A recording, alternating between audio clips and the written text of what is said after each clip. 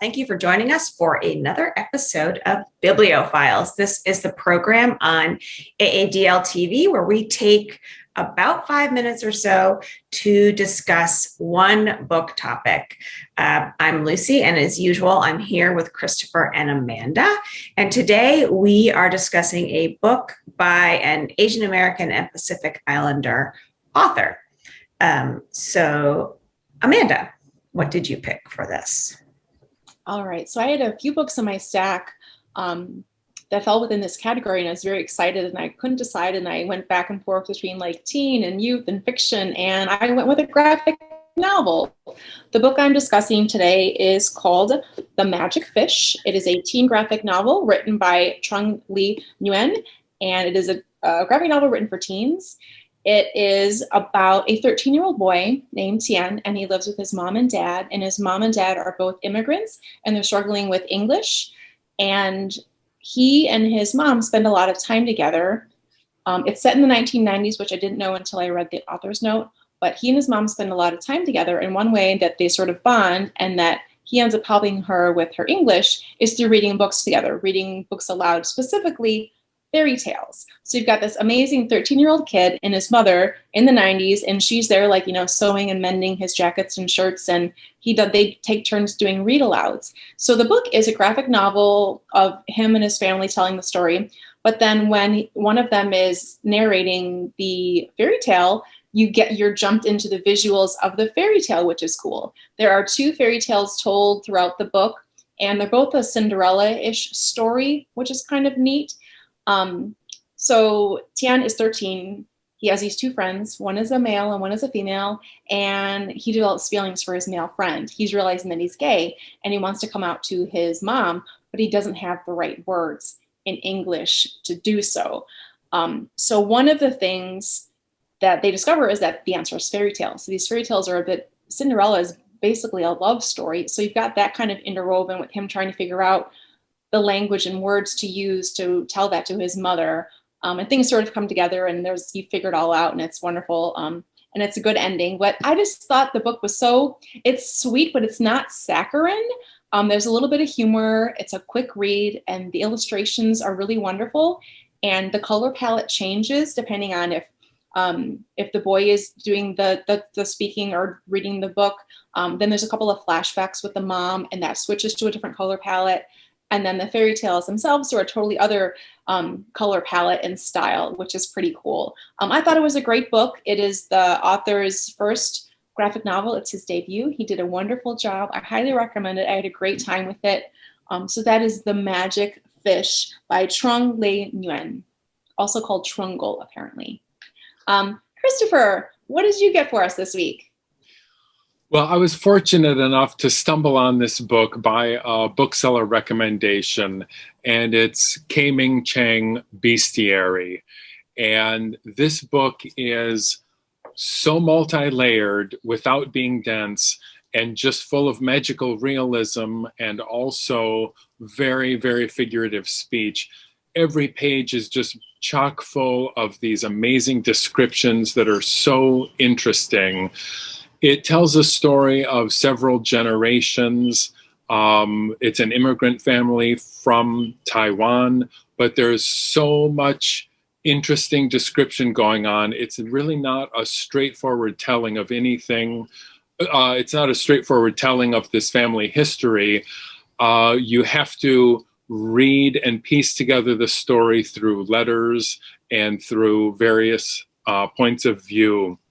The book is, as I said, it's an immigrant story. It's a queer love story. There are lots of descriptions of the kind of ugliness and boredom of having sex with men.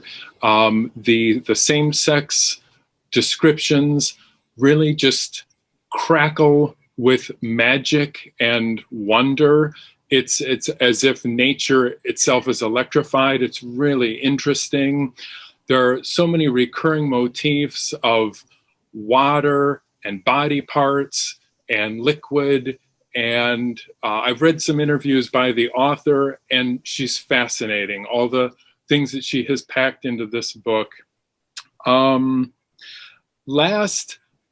main character grows a tiger tail, and it's fascinating how that plays out in the story. There are also these holes that develop in their yard, and it turns out that they're a kind of conduit to another place. So there's so much in this book. It's just an amazing story. I loved it. So that's Bestiary by K-Ming Cheng. Lucy? So actually, Amanda, it's funny because until about an hour ago, I was going to talk about The Magic Fish because I just loved that book. I loved it. Wait, you changed your mind an hour ago? That's timely. Just about, yeah, I know. Oh. So the book that I want to talk about today is also a book that pulls in some magical realism, like the book you just talked about, Christopher. It's called Gold Diggers, and it's by Sanjina Sathian. It's a relatively new book. It takes place in like Bush era suburban Atlanta, and it's about a teenage boy named Niraj, but he's called Neil by everyone. He's Indian American, and I would call it like a satirical magical realism novel that sort of points out the pressures and the absurdities and of the model minority myth, and then just where Neil is in his life. He's caught between the expectations that his parents have for him and trying to figure out who he is and fit in with his high school. He's interested in girls and growing taller. You know, his parents want him to go to Harvard. His sister wants to go to Harvard, and he lives in what he describes as this little brown bubble. So it's like a very Indian community that he lives in. And that pressure is put on all of his friends and all of the teens. So he has a good friend across the street named Anita, and she's sort of getting strange and ignoring him a little, and he can't figure out what's going on with her. She's falling into the popular crowd. She goes to a new Catholic school. He realizes that Anita and her mother are creating this concoction. A lemonade is what they call it, and it is an alchemical concoction that is made of gold that they steal from other people in the community. And when they take gold from someone, they kind of get some of their achievement and power. So basically the daughter is boiling this down and drinking it, and then she's doing really well.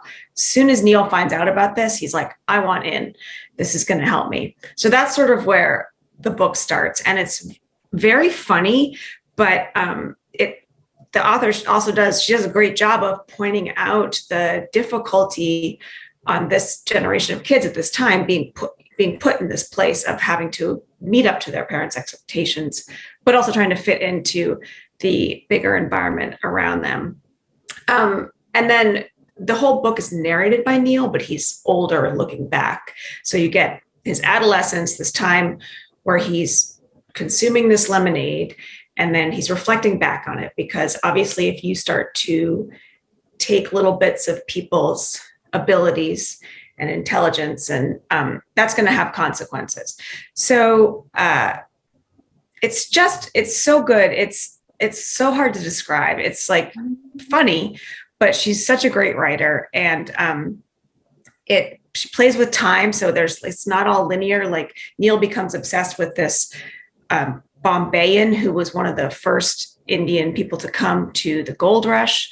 So she goes back to that history a little bit. There's a little bit of like Vedic rituals as far as alchemy. There's so much. And then just the characters, like Neil's mother he calls her a connoisseur of gossip. So her parts of this book are really, I mean, they have me like laughing out loud. And I don't feel that I'm really doing the book justice because there's so much in it, but I just love the way that the author kind of took this idea of the model minority and examined how far someone might go for a piece of the American dream in a sort of satirical yet magical way. So that is The Gold Diggers by Sanjina Sathian, and I highly recommend it. So does anyone have any other tidbits about their book or anyone else's book? These are 3 unique books. I like that they all have something different about them. Mhm. So good picks, everybody. Yeah, I know. Well, thank you everyone for joining us for another episode of Bibliophiles. We would love to hear from you if you have a favorite book by an Asian American and Pacific Islander author. You can leave that in the comments for us. We always love to hear about what you're reading.